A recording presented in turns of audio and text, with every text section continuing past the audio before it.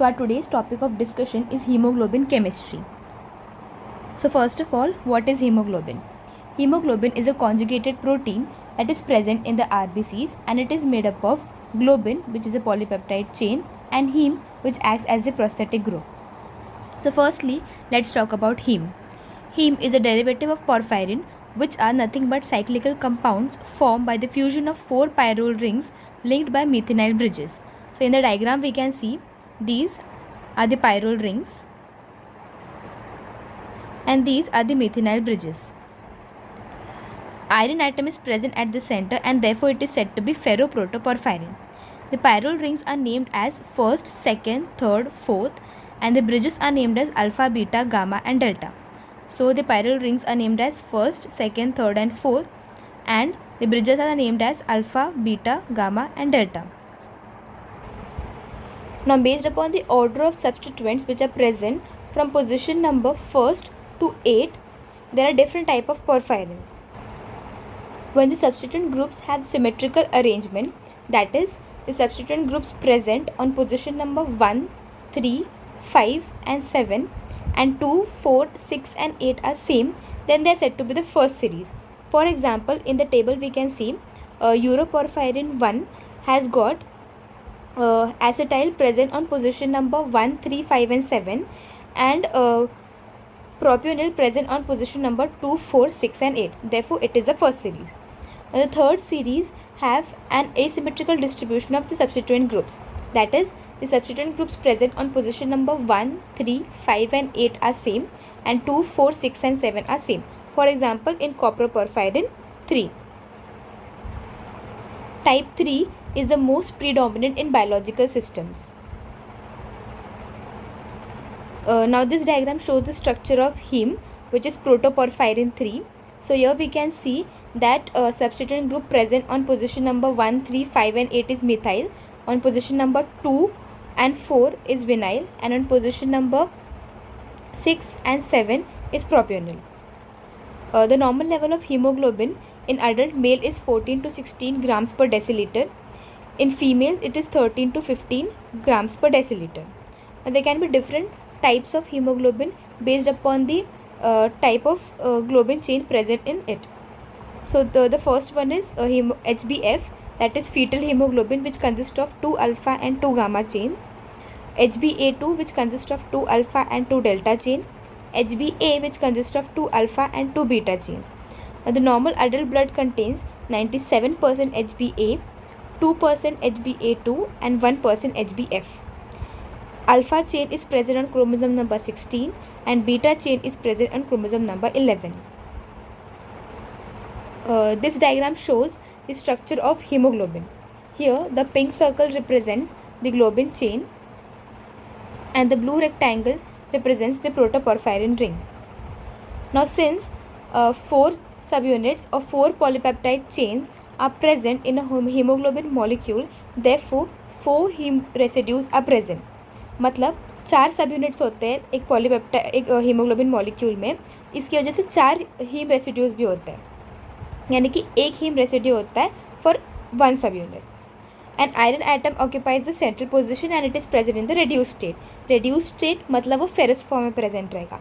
अब ferrous form में present है मतलब इसके पास 6 वैलेंसीज रहेंगे. अब ये 6 वैलेंसीज डिस्ट्रीब्यूट कैसे होते हैं? तो ये 4 कोऑर्डिनेट बॉन्ड बनाता है with the N pyrrole ring, एक कोऑर्डिनेट बॉन्ड बनाता है with the imidazole nitrogen of the proximal histidine and एक कोऑर्डिनेट बॉन्ड बनाता है with the imidazole nitrogen of the distal histidine. But अब ये कैसे बनाने वाला है, that is going to depend upon कि हीमोग्लोबिन जो है वो ऑक्सीजनेटेड है या डीऑक्सीजनेटेड है. अगर ये ऑक्सीजनेटेड हीमोग्लोबिन है तो यहाँ पे बीच में ऑक्सीजन मॉलिक्यूल प्रेजेंट रहेगा, और अगर ये डीऑक्सीजनेटेड हीमोग्लोबिन है तो बीच में यहाँ पे वाटर मॉलिक्यूल प्रेजेंट रहेगा. अब यहाँ पे वाटर मॉलिक्यूल प्रेजेंट है, इसी वजह से ये डीऑक्सीजनेटेड हीमोग्लोबिन है. So this is all about haemoglobin structure. Now let's look at the hemoglobin derivatives. So hemoglobin derivatives are formed by the combination of different ligands with the heme part, or whenever there is a change in the oxidative state of iron atom. These are different from hemoglobinopathies. The different hemoglobin derivatives are oxyhemoglobin, carbaminohemoglobin, deoxyhemoglobin, carboxyhemoglobin, methemoglobin, sulfhemoglobin, glycated hemoglobin, and nitric oxide bound to hemoglobin. So these are some of the hemoglobin derivatives. The first one is carboxyhemoglobin. So whenever hemoglobin binds with carbon monoxide, then it results in the formation of carboxyhemoglobin. Now this carbon monoxide has got affinity 200 times more than that of oxygen. One more point that needs to be noted is that when one molecule of carbon monoxide binds to one monomer of hemoglobin molecule, it increases the affinity of others to oxygen, so that oxygen bound to these monomers are not released. This leads to further decrease in the availability of oxygen to tissues, and this is what happens in carbon monoxide poisoning, that when one molecule of oxygen is binding to carbon monoxide, when one molecule of carbon monoxide is binding to one monomer of hemoglobin molecule, then it is increasing the affinity of others to bind to hemoglobin. To bind to hemoglobin, therefore the oxygen bound to these monomers are not released, and this leads to decreased availability of oxygen to tissues. The second is methemoglobin. Now this is formed when Fe2+ is oxidized to Fe3+. That is, ferrous is oxidized to ferric. Normally, small amounts of ferric is reduced by the reductase systems present in our body. So the three reductase systems are NADH and cytochrome B5, NADPH dependent and GSH dependent. So if more than 1% of methemoglobin is present in our body, then it results in methemoglobinemia and a clinical condition known as cyanosis, which results in the bluish discoloration of the mucous membranes. Now cyanosis can be either congenital, acquired, or G6PD deficiency dependent. In congenital cyanosis, there is congenital absence of the reductase systems which are present in our body. Acquired cyanosis occurs when there is intake of water containing nitrates or due to absorption of aniline dyes. Another reason for cyanosis can be glucose 6-phosphate dehydrogenase deficiency.